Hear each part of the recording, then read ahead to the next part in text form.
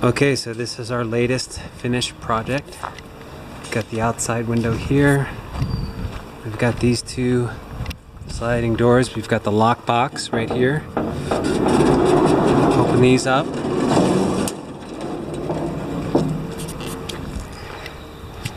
Okay, so that's that window or door. Then you've got another sliding door over here.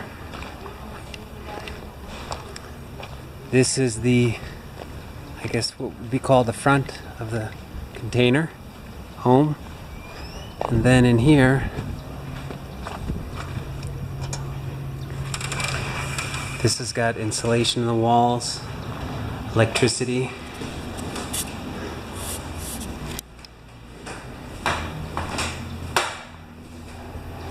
Very basic bathroom.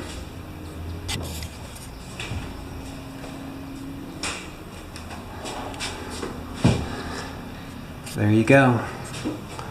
Our latest finished home here at containerhomes.net in San Ramon de Alajuela, Costa Rica.